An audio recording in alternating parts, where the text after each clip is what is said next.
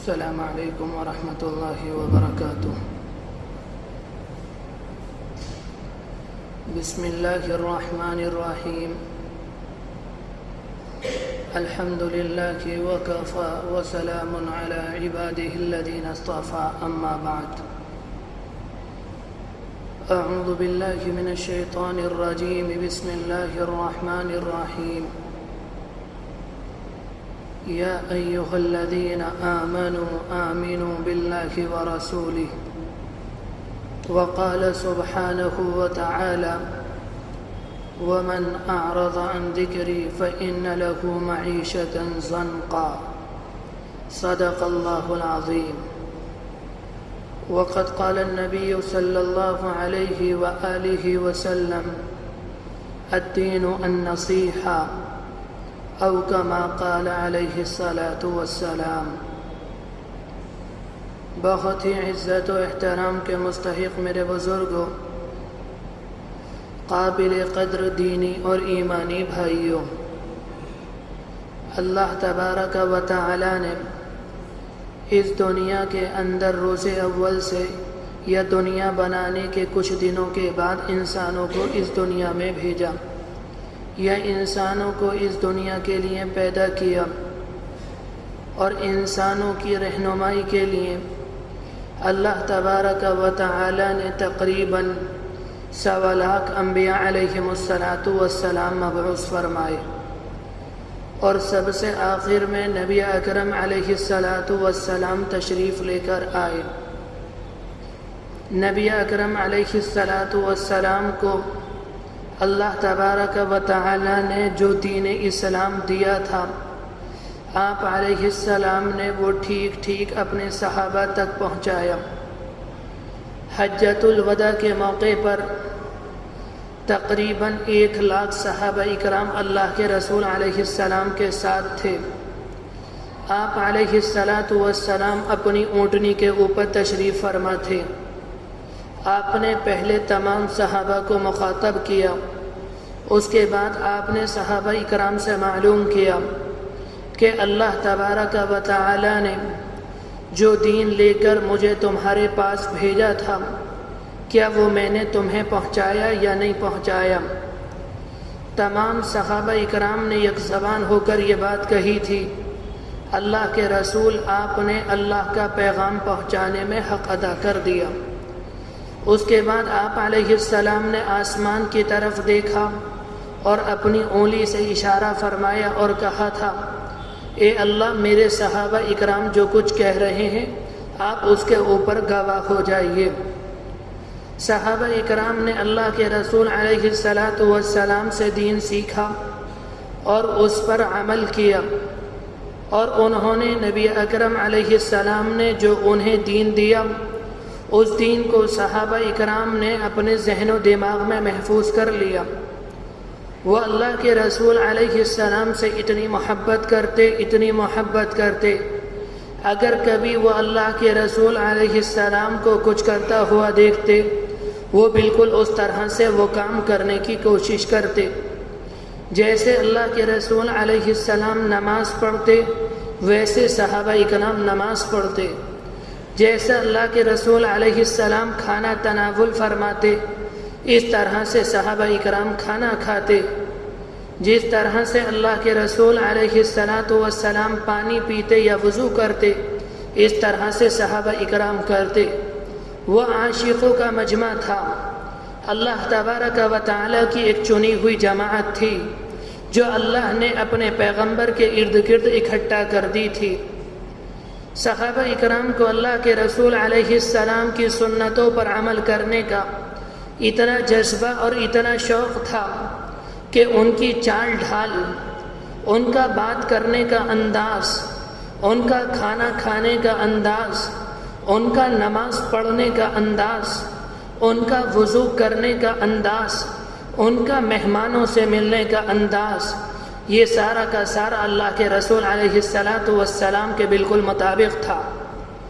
جب اللہ کے رسول علیہ السلام سے دور سے ملنے کے لیے، دوسرے علاقوں سے یا دوسرے ملکوں سے ملنے کے لیے لوگ آتے، اور اللہ کے رسول علیہ السلام صحابہ اکرام کے مجمع میں بیٹھے ہوتے تو آنے والے کو پتہ نہیں چلتا تھا کہ ان میں اللہ کے رسول علیہ السلام کون ہیں، بلکہ وہ آ کر یہ معلوم کرتا من فیکم محمد، کہ تم میں محمد کون ہیں۔ وجہ یہ تھی جیسے اللہ کے رسول علیہ السلام کی داڑھی تھی ویسے صحابہ اکرام کی داڑھی، جیسے اللہ کے رسول علیہ السلام کے بال ویسے صحابہ اکرام کے بال، جیسے کپڑے اللہ کے رسول علیہ السلام کے ویسے کپڑے صحابہ اکرام کے، جو حلیہ مبارک اللہ کے رسول علیہ السلام کا تھا وہ سارا کا سارا صحابہ اکرام کا تھا۔ اس وجہ سے آنے والے کو پتہ نہیں چلتا تھا کہ ان میں اللہ کے رسول علیہ السلام کون ہیں۔ ہجرت کے موقع پر جب آپ علیہ السلام نے ہجرت فرمائی اور آپ مکے کو چھوڑ کر مدینہ منورہ جانے لگے، آپ نے اپنے ساتھ صدیق اکبر رضی اللہ عنہ کو لیا۔ مدینہ منورہ کے لوگوں کو پتہ چل گیا کہ اللہ کے رسول علیہ السلام مکہ مکرمہ سے نکل چکے ہیں، اب کچھ دنوں میں مدینہ منورہ آئیں گے۔ مدینہ منورہ کے اندر جتنے مسلمان تھے جو آپ علیہ السلام کے آنے کے مشتاق اور منتظر تھے، وہ روزانہ مدینہ منورہ سے باہر آتے اور آ کر آپ کے استقبال میں اور آپ کے انتظار میں کھڑے رہتے۔ جب دھوپ بہت زیادہ تیز اور ناقابل برداشت ہوتی وہ لوٹ کر چلے جاتے۔ اسی طرح مدینے کے لوگ آئے، آپ کا انتظار کیا اور لوٹ کر چلے گئے۔ اور جب وہ لوٹ کر چلے گئے، ایک یہودی کسی پہاڑی کے اوپر تھا، اس نے دیکھا کہ سامنے سے دو انسان آ رہے ہیں جن کے چہرے نور کی وجہ سے چمک رہے ہیں۔ وہ یہودی سمجھ گیا کہ ہو نہ ہو یہ وہی ہیں جن کا مدینے کے لوگ انتظار کرتے ہیں۔ اس نے بلند آواز سے کہا، اے مدینے کے لوگوں، جس کا تم انتظار کر رہے تھے وہ آ چکے۔ مدینے کے لوگ دوڑ کر آئے، دیکھا کہ اللہ کے رسول علیہ السلام صدیق اکبر کے ساتھ کھجور کے ایک درخت کے نیچے بیٹھے ہوئے تھے۔ مدینے کے لوگ آئے اور آپ کے ارد گرد بھیڑ لگا لی۔ ان لوگوں نے پہلے اللہ کے رسول علیہ السلام کو نہیں دیکھا تھا، وہ یہ نہیں سمجھ پا رہے تھے ان میں اللہ کے رسول علیہ السلام کون ہیں۔ صدیق اکبر نے اس بات کو سمجھا، وہ کھڑے ہوئے اور چادر کے ذریعے اللہ کے رسول علیہ السلام کے اوپر سایہ کیا۔ جب انہیں جا کر پتہ چلا کہ اللہ کے رسول علیہ السلام یہ ہیں، صحابہ اکرام اللہ کے رسول علیہ السلام کی اتنی نقالی کرتے تھے کہ سامنے والے کو فرق محسوس نہیں ہوتا تھا کون صحابی اور کون اللہ کے رسول علیہ السلام۔ صحابہ اکرام اللہ کے رسول کے ایک ایک حکم پر، ایک ایک سنت پر بہت زیادہ دل کی گہرائی کے ساتھ عمل کرتے تھے۔ مسجد نبوی کے اندر ایک دروازہ تھا جس سے اکثر عورتیں مسجد نبوی میں آتی، اور جب عورتیں نہیں آتی تو مرد اس دروازے سے، یعنی صحابہ اکرام اس دروازے سے مسجد نبوی میں آیا کرتے۔ آپ علیہ السلام نے ایک موقع پر فرمایا، کیا ہی اچھا ہوتا اس دروازے کو عورتوں کے لیے چھوڑ دیا جاتا۔ پھر صحابہ اکرام آپ علیہ السلام کی زندگی میں اس دروازے سے مسجد نبوی میں داخل نہیں ہوئے۔ عبداللہ ابن عمر رضی اللہ عنہ بیان کرتے ہیں کہ میں اپنی پوری زندگی اس دروازے سے کبھی مسجد نبوی میں نہیں آیا۔ اس طرح سے یہ لوگ اللہ کے رسول کے حکم پر عمل کرتے۔ ایک صحابی حبشہ کے رہنے والے تھے، ان کے بال گھنگرالو تھے، ان کے بال سخت تھے۔ وہ چاہتے تھے جس طرح سے اللہ کے رسول علیہ السلام اپنے سر کے درمیان میں مانگ نکالتے ہیں، میں بھی اس طرح سے مانگ نکالوں، لیکن ان کے بال سخت تھے، گھنگرالو تھے، ان کی مانگ نہیں نکلتی۔ وہ افسوس میں رہتے اور اداس رہتے، پریشان رہتے کہ میرا سر اللہ کے رسول علیہ السلام کی سر کی طرح کیوں نہیں ہے۔ ایک مرتبہ وہ اپنے گھر میں آئے، انہوں نے دیکھا کہ گھر کے اندر چولہا جل رہا ہے۔ وہ لوہے کی سلاخ اٹھا کر لائے اور اسے چولہے میں ڈال دیا۔ جب وہ بہت زیادہ گرم ہو گئی، اسے اٹھایا اور اپنے سر کے درمیان میں پھیر دیا۔ جب انہوں نے سلاخ اپنے سر پر لگائی، ان کے بال جل گئے، ان کی جلد جل گئی، سر میں زخم بن گیا۔ جب ان کا زخم ٹھیک ہوا تو درمیان میں ایک لائن بن گئی جسے لکیر یا مانگ کہتے ہیں۔ ایک دوسرے صحابی نے ان سے معلوم کیا، آپ نے اتنی تکلیف کیوں برداشت کی؟ وہ کہنے لگے، میرے لیے یہ تکلیف برداشت کرنا تو آسان ہے، لیکن مجھے یہ برداشت نہیں کہ میرا سر اللہ کے رسول علیہ السلام کی سر کی طرح نہ ہو۔ میرے بھائیوں، اس زمانے میں ہم اور آپ دعویٰ کرتے ہیں کہ ہمیں اللہ کے رسول علیہ السلام سے محبت ہے، ہماری داڑھی یہودیوں کی طرح ہوتی ہے، ہمارے بال عیسائیوں کی طرح ہوتے ہیں، اور ہمارا حلیہ، ہمارا کھانے کا انداز، ہمارا چلنے کا انداز سارا کا سارا غیروں کی طرح ہوتا ہے۔ اگر ہمیں اللہ کے رسول علیہ السلام سے محبت ہوتی تو ہماری داڑھی اللہ کے رسول علیہ السلام کے طریقے کے مطابق ہوتی، ہمارے بال اللہ کے رسول علیہ السلام کے طریقے کے مطابق ہوتے، ہمارا چلنے کا انداز، ہمارا بات کرنے کا انداز، ہمارا حلیہ اور ہمارا اخلاق، یہ سارا کا سارا اللہ کے رسول علیہ السلام کے مطابق ہوتا۔ لیکن ہمارا دعویٰ کے دعوے سے کچھ نہیں ہوتا، عمل سے ہوتا ہے۔ اگر عمل ہوگا تو محبت ہوگی، اور اگر عمل نہیں ہوگا صرف دعویٰ ہوگا، یہ کوئی محبت کی علامت نہیں۔ میرے بھائیوں، میں نے عرض کیا تھا شروع میں کہ صحابہ اکرام نے اللہ کے رسول علیہ السلام سے دین سیکھا، اور صحابہ اکرام سے تابعین نے سیکھا، تابعین کے بعد تبع تابعین نے سیکھا، اور ان کے بعد اولیاء اعظام نے سیکھا۔ اس زمانے میں مدارس کے اندر جو پڑھایا جاتا ہے یہ کوئی نئی اختراع نہیں، یہ کوئی نئی ایجاد نہیں، بلکہ یہ انہی اکابرین کی سیکھی ہوئی باتیں ہیں جو انہوں نے اپنے اساتذہ سے سیکھیں، انہوں نے اپنے اساتذہ سے آگے چل کر انہوں نے تبع تابعین سے، تبع تابعین نے تابعین سے، اور تابعین نے صحابہ اکرام سے، اور صحابہ اکرام نے اللہ کے رسول سے۔ میرے عزیزوں، میرے بھائیوں، آج جو مدارس میں پڑھایا جاتا ہے یہ وہی پڑھایا جاتا ہے جو جو اللہ کے رسول علیہ السلام نے صحابہ اکرام کو پڑھایا تھا۔ اس زمانے میں کیا، ہر زمانے میں مسلمانوں پر دو ذمہ داری عائد ہوتی ہیں۔ نمبر ایک، سب سے پہلے دین اسلام کو سیکھنا، اور نمبر دو، اپنی اولاد کو، اپنی نسل کو اس دین کی تعلیم دینا۔ لیکن افسوس اس بات پر ہوتا ہے کہ ہم اور آپ صبح میں دیکھتے ہیں کہ سینکڑوں بچے تر و تازہ چہرے کے ساتھ اسکول جاتے ہیں، کالج جاتے ہیں، یونیورسٹی جاتے ہیں۔ کتنے بچے ایسے ہیں جو مدارس میں آتے ہیں؟ شاید امت کے 1% بچے ایسے نہ ہوں جو مدارس میں دین سیکھنے کے لیے آتے ہوں۔ ہم اپنے بچوں کو انگلش سکھاتے ہیں، ہم اپنے بچوں کو سائنس سکھاتے ہیں، مگر ہم اپنے بچوں کو اللہ کے رسول علیہ السلام کا دین نہیں سکھاتے۔ میرے بھائیوں، میں اس بات کی مخالفت نہیں کرتا، آپ اپنے بچوں کو جو چاہیں سکھائیں، آپ انہیں انگلش سکھائیں، آپ انہیں ہندی سکھائیں، آپ انہیں سائنس سکھائیں، جو چاہیں سکھائیں، مگر ساتھ میں انہیں اللہ کے رسول علیہ السلام کا دین سکھائیں، انہیں قرآن کا پڑھنے والا بنائیں۔ میرے بھائیوں، جو دین سنایا ہوتا ہے اس دین کی جڑیں گہری اور مضبوط نہیں ہوتی۔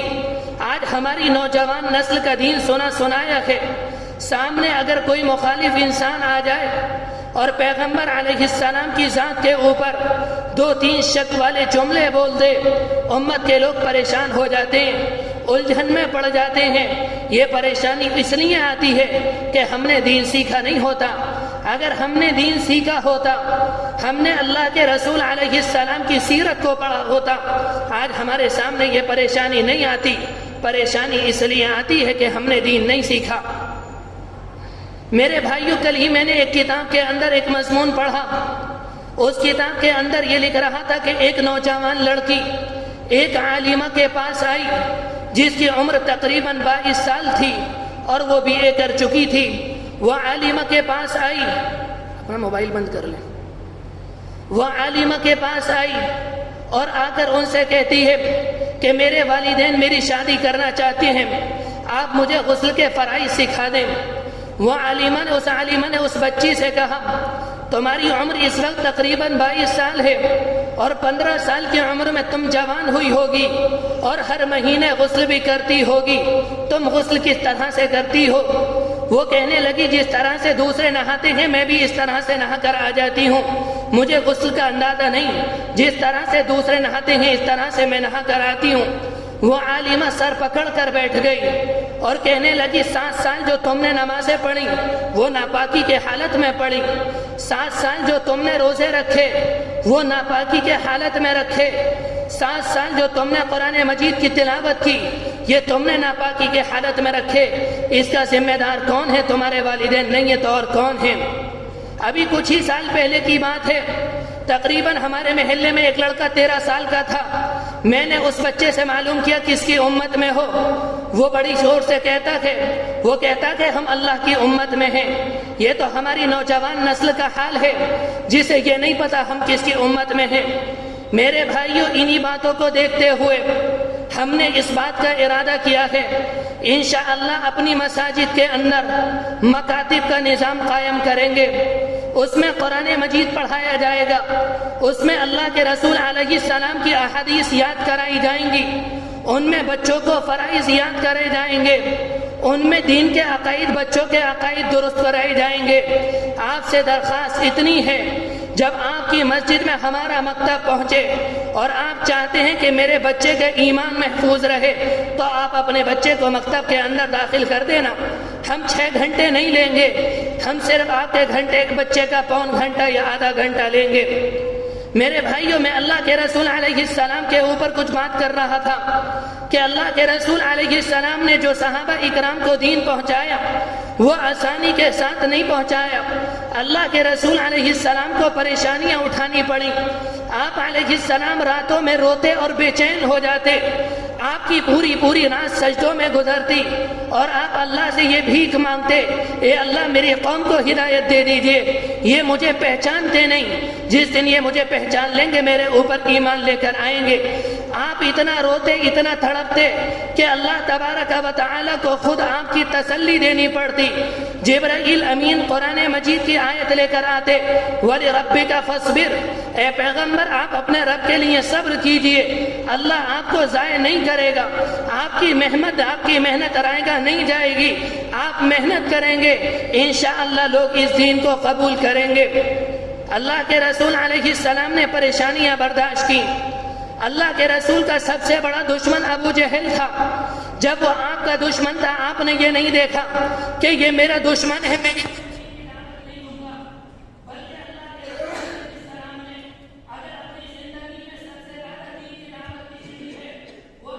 کو دی ہے.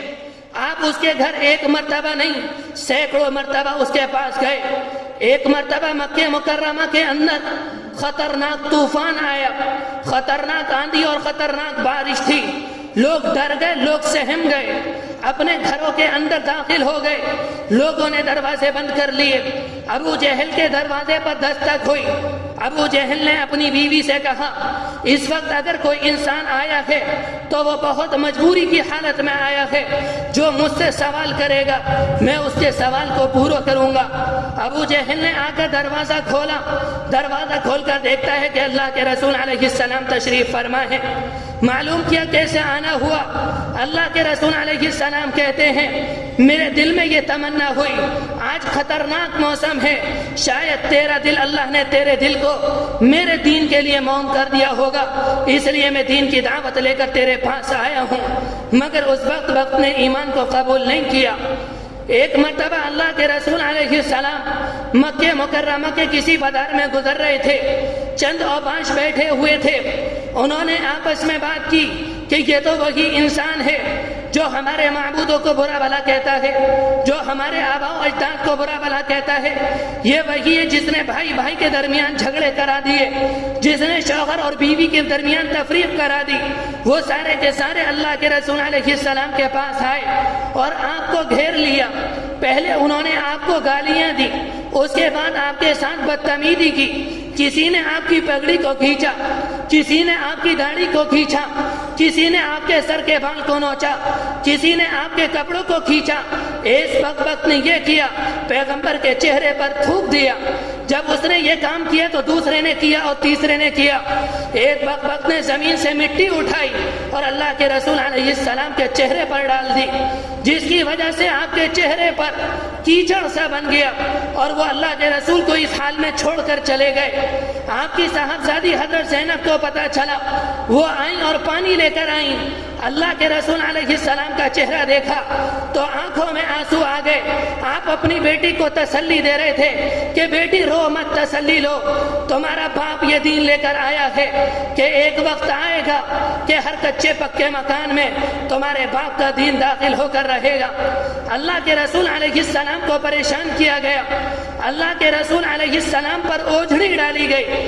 آپ نے جب صحابہ کو پہنچایا، دین پہنچانے میں آپ کو مشقت برداشت کرنی پڑی، صدیق اکبر کو مشقت برداشت کرنی پڑی۔ جب صحابہ اکرام نے تابعین کو پہنچایا تو صحابہ اکرام کو پریشانی برداشت کرنی پڑی۔ جب تابعین نے تابعین کو پہنچایا انہیں پریشانی برداشت کرنی پڑی۔ یہ دین ہی تو تھا جس کی وجہ سے بلال رضی اللہ عنہ کو گھسیٹا جا رہا تھا، یہ دین ہی تو تھا جس کی وجہ سے حضرت زینب کو شہید کیا گیا، یہ دین ہی تو تھا جس کی وجہ سے امام اعظم کو جیل میں ڈالا گیا، یہ دین ہی تو تھا جس کی وجہ سے امام مالک کا چہرہ سیاہ کیا گیا، انہیں گدھے پر بٹھایا گیا اور مدینہ منورہ کے بازاروں میں ٹہلا گیا۔ یہ دین تھا جس کی وجہ سے امام احمد ابن حنبل کی کمر پر کوڑے لگائے گئے۔ میرے عزیزو، ہر زمانے میں جنہوں نے دین کو پہنچایا ہے ان کے سامنے پریشانیاں آئی ہیں، ہر زمانے میں آئیں، اللہ کے رسول کے زمانے میں آئیں اور بعد کے زمانے میں آئیں اور اس زمانے میں بھی آئیں گی اور قیامت تک یہ پریشانیاں آتی رہیں گی۔ قرآن مجید کے اندر اللہ تبارک و تعالی کہتا ہے دنیا کے اندر جتنے انسان ہیں ہم تمام انسانوں کو آزمائیں گے۔ قرآن مجید میں کہا گیا احسب الناس ان یترکوا ان یقولوا آمنا وهم لا یفتنون، کیا لوگ یہ سمجھتے ہیں کہ انہیں اس بات پر چھوڑ دیا جائے گا، وہ یہ کہتے ہیں کہ ہم ایمان لے آئے، انہیں آزمایا نہیں جائے گا۔ اس کے بعد فرمایا وَلَقَدْ فَتَنَّا الَّذِينَ مِن قَبْلِهِمْ فَلَيَعْلَمَنَّ الَّذِينَ صَدَقُوا وَلَيَعْلَمَنَّ الْكَاذِبِينَ، ان سے پہلے جو لوگ آئے ہم نے انہیں آزمایا اور ہم اس لیے آزماتے ہیں تاکہ پتہ چل جائے سچا کون ہے، جھوٹا کون ہے، تاکہ پتہ چل جائے ایمان والا کون ہے، غیر ایمان والا کون ہے، تاکہ پتہ چل جائے ایمان والا کون ہے اور منافق کون ہے۔ قرآن مجید میں فرمایا وَلَنَبْلُوَنَّكُمْ بِشَيْءٍ مِّنَ الْخَوْفِ، اے لوگو ہم تمہیں آزمائیں گے، کبھی تمہارے اوپر خوف طاری کر دیں گے، خوف اس طرح سے طاری کریں گے تمہارے اوپر غیروں کو مسلط کر دیں گے، وہ تمہارے نوجوانوں کو شہید کریں گے، وہ تمہارے گھروں کو منہدم کر دیں گے۔ اس کے بعد ہم تمہارے دلوں کو دیکھیں گے کہ تمہارے دل میں ان کا خوف ہے یا ہمارا خوف ہے۔ اگر تمہارے دل میں ان کا خوف ہوگا تو تم ناکام ہوگے اور تمہارے دل میں ہمارا خوف ہوگا تو تم کامیاب ہو جاؤ گے۔ دنیا کے اندر اگر کسی کے پاس مال ہے وہ بھی آزمایا جائے گا، اگر کوئی انسان غریب ہے اس کی غربت آزمائش ہے، اگر کسی کے پاس صحت ہے اس کی صحت اس کے پاس آزمائش ہے، اگر کوئی بیمار ہے اس کی بیماری اس کے لیے آزمائش ہے۔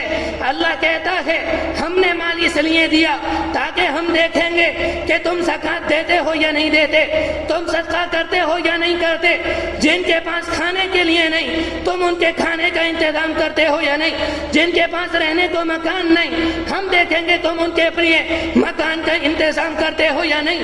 اگر تم اپنے مال کا صحیح خرچ کرو گے تو تم کامیاب ہوگے، اگر زکوٰۃ نہیں دو گے تو پھر تم ناکام ہوگے۔ غریب کے لیے آزمائش یہ ہے، غریب سے دیکھا جائے گا کہ ہم نے تمہیں مال نہیں دیا، تم صبر کرو گے تو کامیابی ملے گی، شکوہ کرو گے تو ناکامی ملے گی۔ عموماً ہر زمانے میں امت کے جو کمزور لوگ ہوتے ہیں، امت کے جو غریب لوگ ہوتے ہیں انہیں آزمایا جاتا ہے، ان سے کہا جاتا ہے تمہارے پاس کھانے کو نہیں ہم تمہارے راشن کا انتظام کریں گے، تمہارے پاس مکان نہیں ہم تمہارے لیے رہنے کا انتظام کریں گے، تمہارے پاس بچوں کی تعلیم کے لیے کچھ نہیں ہم تمہارے بچوں کے لیے اسکول قائم کریں گے، لیکن شرط ایک ہے تم اپنے مالک کا انکار کر دو۔ جب یہ بات کہی جائے یہ غریبوں کی آزمائش ہوتی ہے، اللہ یہ دیکھتا ہے میرا کون بندہ ہے اور دوسرے کا کون بندہ ہے۔ میرے بھائیوں یاد رکھنا کبھی غربت کی وجہ سے اللہ کا انکار نہ کرنا۔ ہمارا مالک وہ ہے جو حشرات الارض کو کھلاتا ہے، جو حیوانوں کو کھلاتا ہے، جو مچھلیوں کو کھلاتا ہے، جو دنیا کے درندوں کو کھلاتا ہے، وہ اپنے پیغمبر کی محبوب امت کو کیوں نہیں کھلائے گا؟ اگر انسان کے پاس رزق نہیں اس کا مطلب یہ نہیں یہ اللہ کی آزمائش ہوتی ہے۔ اللہ بندے کو چیک کرتا ہے، آزمائش کچھ وقت کے لیے آتی ہے، جب آزمائش دور ہو جاتی ہے اللہ بندے کے لیے رزق کے دروازے کھول دیتا ہے۔ میرے بھائیوں، اس زمانے میں لوگ کہتے ہیں کہ ہمارے اوپر حالات آئے ہوئے ہیں، اللہ کی مدد کیوں نہیں آ رہی؟ کوئی کہتا ہے 2 کو شہید کر دیا گیا، کوئی کہتا ہے 10 مکان گرا دیے گئے، ہمارے اوپر حالات آ رہے ہیں، اللہ کی مدد کیوں نہیں آ رہی؟ میرے بھائیوں، یہ حالات نہیں، حالات وہ تھے جو اللہ کے رسول پر آئے، حالات وہ تھے جو صحابہ اکرام پر آئے، حالات وہ تھے جو امام اعظم پر آئے، حالات وہ تھے جو امام مالک پر آئے، حالات وہ تھے جو امام احمد ابن حنبل کے اوپر آئے۔ آج ہمارے 2 نوجوان شہید کیے گئے، ہمارے مکان گرا دیے گئے۔ میں آپ سے ایک بات کہہ رہا ہوں، میرے جملے کو یاد رکھنا، ابھی 2 نوجوان شہید کیے گئے، اگر ہم اب بھی نماز نہیں پڑھیں گے، اگر ہم اب بھی زکوٰۃ نہیں دیں گے، اگر ہم اب بھی رشوت سے نہیں رکیں گے، اگر اب بھی ہم حرام سے باز نہیں آئیں گے، اگر اب بھی ہم آنکھوں کے گناہ سے نہیں رکیں گے، اگر اب بھی ہم زنا کے عمل سے نہیں رکیں گے، تو نہیں، اس امت کے لاکھ نوجوان شہید کر دیے جائیں، اللہ کی مدد نہیں آئے گی۔ میرے بھائیوں، جذبات میں نہیں کہہ رہا، قرآن مجید کی آیت کو سامنے رکھ کر کہہ رہا ہوں۔ قرآن مجید میں کہہ دیا گیا، اگر نماز پڑھو گے اللہ کی مدد آئے گی، ان تنصروا اللہ ینصرکم، زکوٰۃ دو گے اللہ کی مدد آئے گی، حرام کاری سے رکو گے اللہ کی مدد آئے گی، اور اگر حرام کاری سے نہیں رکو گے، تم لاکھ شہید کر دیے جاؤ، تمہارے لاکھوں مکان گرا دیے جائیں، تم نماز نہیں پڑھو گے اللہ کی مدد نہیں آئے گی۔ اللہ کا وعدہ ہے، اگر نماز پڑھو گے مدد آئے گی، حرام کاری سے رکو گے مدد آئے گی، رشوت سے رکو گے مدد آئے گی، سود سے رکو گے مدد آئے گی۔ قرآن مجید میں فرمایا گیا، وعد اللہ الذین آمنوا منکم وعملوا الصالحات، اللہ نے وعدہ کیا ان لوگوں سے جو نماز پڑھتے ہیں، جو روزہ رکھتے ہیں، جو حلال اختیار کرتے ہیں، حرام سے اجتناب کرتے ہیں، لنستخلفنہم فی الارض، ہم تمہارے قدموں کو زمین میں جمع دیں گے، لیکن شرط ایک ہے، پہلے نماز پڑھنی پڑے گی، پہلے پیغمبر کی سنتیں اپنانی پڑیں گی، اگر نماز پڑھیں گے اللہ کی مدد آئے گی۔